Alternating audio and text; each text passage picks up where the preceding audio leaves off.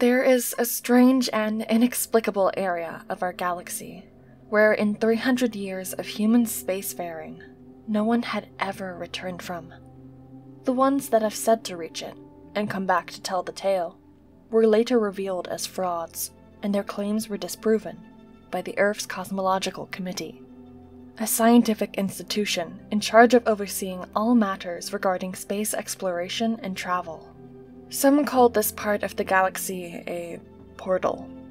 Others thought of it as a wormhole, but no one really seemed to understand the discrete aspect of its nature, since the tools available for researching it were not developed with its essence in mind. Whatever that place was, and probably still is, whether an anomaly, a mysterious or magical portal, or simply a rare occurrence in the cosmos, and reality itself, the only way to find out for certain was to go over the claims of the supposed returnees and piece together a story. The most recent report from an international interplanetary vessel, the Byzantium, traveling in the vicinity of the cosmic anomaly, showed a clear indication and almost definite proof of its existence. However, this vessel had not yet returned to the Earth hub. In fact, its penultimate message to the hub was their report on the strange sighting, with the captain alluding to the idea that he might take a detour on their trip back home to make additional scans and investigate the phenomenon. He wasn't very generous with any additional information on what they had discovered up there until that point. And that left the committee stuck, awaiting their newest message to arrive since it had been scheduled for the upcoming few days. In the meantime, their main objective was sorting through endless boring documents and recordings that either revealed nothing or how little any vessel on a non-scientific mission thought of them.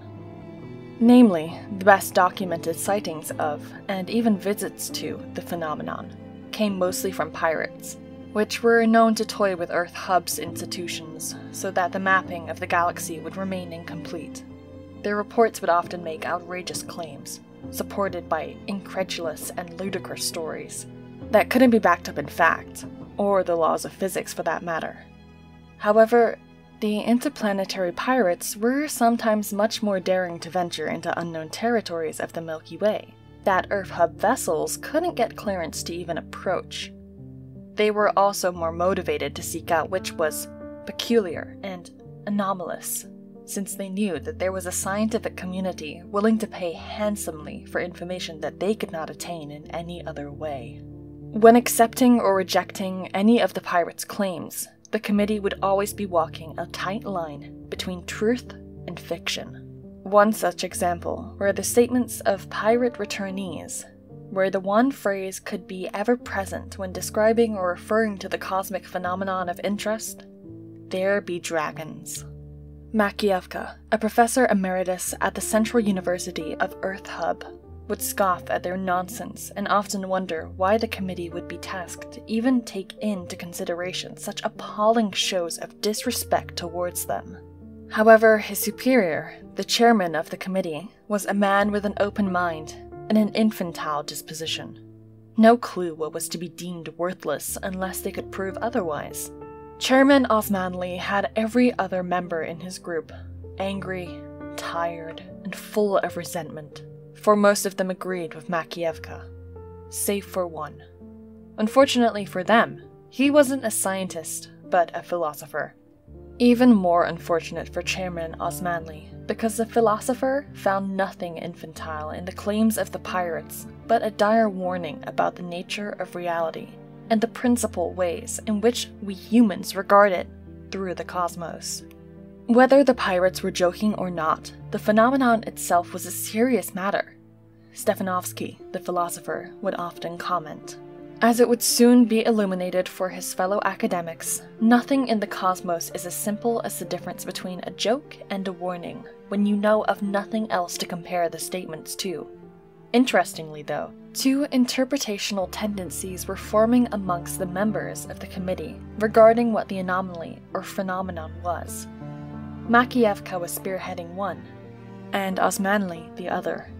To an outsider, it might have sounded like two camps were arguing semantics, but between them, The fervor in defining the phenomenon as a portal or a wormhole was of utmost importance, and to someone getting close to the phenomenon, it would mean no damn thing. Concurrently, as the academics were presenting their ideas to one another in the comfort of a conference room, Captain Maximovich, from the Byzantion, was discovering the dreadful consequences of venturing into unknown areas of an inherently uncaring universe. When his last message to Earth's Cosmological Committee finally arrived, it was a series of inarticulate screams, with each set simultaneously uttered by what they presumed was his entire crew of 157. Later, within the historical archives of the Cosmological Library, the recording would be deemed the Hymn of Despair. To state the obvious, neither Captain Maximovich, or his ship, or his crew were ever to be seen again in the known cosmos. Though Makievka had suspected that whatever would pass through the portal once would have to return to our universe once again. To this day, no one can say for certain if his argument was valid or not. The hymn was, by all means, the fuel to Stefanovsky's fire. Since he had strayed from his contemporaries regarding the acceptance of the occult teachings of old, Stefanovsky had now found himself in the middle of an opportunity to both present and prove his ideas. Where pirates had sought rare elements to plunder from unsuspecting mining colonies and ships, he had discovered precious gems that opened the spirit to other realms. Where pirates would see profit, he would see the attainment of the highest levels of consciousness. So, it would be prudent to state that he was no foe of the pirates that issued such controversial statements as the one about the cosmic anomaly. In truth, he had even commissioned a pirate ship to fetch him that which he most desired: proof for his own fringe theory about the phenomenon. This vessel was only a few light years away from the Byzantion, and on its way to the phenomenon as well. Stefanovsky was expecting news and reports to arrive from them just days after they had received Maximovich's message. The aftermath of receiving the recording from the Byzantion was devastating for the members of the committee. While some, like Professor Makievka, kept their cool and continued hypothesizing, others were greatly haunted by it. Chairman Osmanli, particularly so, because his son was the lead scientist on that mission, and he had thought that he could almost discern his voice among the many screaming in the Hymn of Despair. There were no words to describe the horror of hearing your one and only child vanishing from the cosmos in one unintelligible moment, during a mission that you had helped him join. Where previously Osmanli had hope in his heart that his son would be a returnee, a hero, bringing valid news on the phenomenon, now there was sadness and grief, even despair. The chairman stepped down from his position at the Earth's Cosmological Committee and handed control over to Makievka. He wasn't as open-minded, nor as understanding as his predecessor. To the fact, Stefanovsky's ideas were all but expelled from their investigation almost immediately. Until a few days later, when the committee finally received a new message about the anomaly, sent back from the second ship that was approaching it. The tension among the scientists and academics was almost palpable. Chairman Makievka was debating if they should even accept a recording from space pirates at this stage in their investigation, considering how the stakes were raised by the Byzantion. Without Osmanli to oppose him, and with Stefanovsky having little to no power over the committee, the pirate message was deemed invalid and archived in the Cosmological Library of Earth Hub. This split the committee, sending them on an academic path that would end up changing how science and investigation were to be done at all in many institutions of the Earth Hub. Stefanovsky had lost his position on the committee. Nay, he was driven out of it because of his growing obsession with the occult, the cosmic phenomenon, and that damn pirate message that no one would let him listen to. It was said that only one person had ever heard it, the archivist, that was meant to place it in the annals of the library. After a few short days upon hearing the recording, The archivist had dismissed himself from the living and barricaded himself in his home, never to work again, nor participate in the social life of Earth Hub in any other way whatsoever. Years, even decades, had passed after the event that had brought the committee some of its worst and most unapologetically restrictive regulations, instigated by Chairman Makievka.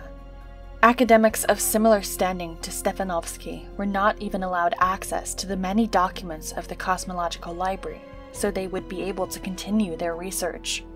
This, naturally, made Stefanovsky seek out alternative ways in which he could learn of the newest messages surrounding the cosmic anomaly, called at that point simply as sunt dracones from the Latin, which Makievka preferred to the ancient Greek. Stefanovsky was completely consumed by the idea of the cosmic anomaly, and had even tried reaching it himself. Regardless, he had no luck in finding an interplanetary vessel, pirate or otherwise, that would be willing to take him there. Since the Byzantion event, rumors had spread about the phenomenon amongst the different space-surfing institutions of Earth Hub, and a warning was issued not to approach that part of the galaxy in any circumstance. Being inherently superstitious creatures, the space pirates operating parallel to Earth Hub's galactic programs stayed away from it, as if from hell itself. Moreover, something so awful had been relayed amongst the pirate ships via channels unbeknownst to the committee or Earth Hub, that even speaking of the anomaly had been forbidden amongst their ranks. It seemed that the pirate vessel, commissioned by Stefanovsky, had sent out another message, apart from the one received by the committee. Whether it was true or not, it had sent the ship that had attained it into complete ruin and devastation. The pirate crew on board was said to have resorted to cannibalism and ritual maiming, succumbing to an ancient belief in matters that far surpassed the limits of human understanding. Taking the situation of their fellows as a lesson, the remaining pirates even stopped sending fictitious messages on the various regions of the galaxy that they would frequent, and began diligently sharing information for the purposes of mapping out the Milky Way. Many more years since then, Stefanovsky, just at the tail end of his lifetime, managed to find out where the archivist had lived and spent his days as a recluse. To his utter surprise, the man was still alive, if what he had been doing can even be called living. Desperate for answers before his own demise into the sweet embrace of the great beyond, Stefanovsky had arrived at the doorstep of the person that remained his only hope to finally attain them. The house was barricaded from the inside.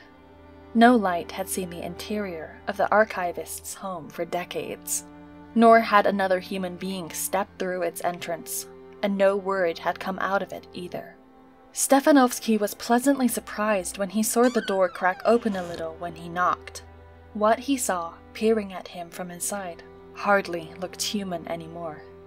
Pale, decrepit, and weakly, the archivist could barely walk as he showed the philosopher inside of his foul-smelling home. He didn't speak, but simply pointed in the various directions in which Stefanovsky should move around the house. When they finally arrived at his study, the archivist sat the aging philosopher on a leather chair and pulled out a sound archiving device from his cabinets. He turned around before he would hand it over to Stefanovsky and took a long look at him from under his sunken eyes. It cannot be transcribed into words what the two men shared in that moment. One, feverishly expecting the realization of a lifelong obsession, and the other, in his final moments, the thought that another living soul would know the burden that he had been living with. The archivist placed the device on the table in front of Stefanovsky and signaled for him to wait to play the recording until he was out of the room. Left alone in almost complete darkness, Stefanovsky reached out and played the recording. After a small lag in the beginning, the gruff voice of the pirate captain filled the study completely. Shadows and dismay. It is not one, but it is many. Not a cosmic phenomenon. Not a portal, or even a planet or star, but things of origin unknown, possessing realms unfathomable. Our cosmos hides their secret being in layers upon layers of matter. But what it is, what is it? I shudder to think. The ship is almost consumed. Bit by bit, the shadows came at it from all directions. I am in my quarters, and they are near. My crew is dead? I do not know of them anymore. I'm also dead? Am I dead? I do not know of myself anymore. Let it be known from this day onward, and heed the given warning. There be dragons of shadow and dismay, and no man should reach the threshold of their realm. The voice had stopped, and in a few seconds, terrible screams were heard screeching from the past into the future. Where the philosopher sat on a leather chair in a stranger's home, he was unmoving and silent. Those were not the screams of the pirate crew coming from the device. Stefanovsky never left the archivist's house, and was never heard from again in all of Earth Hub, the Milky Way galaxy, or the vast reaches of the known cosmos. Chairman Makievka did not mourn his absence, and the new members of Earth's Cosmological Committee that had succeeded both of them never heard his name mentioned or knew that the moniker of the cosmic anomaly was devised from a warning. Hic sunt dracones,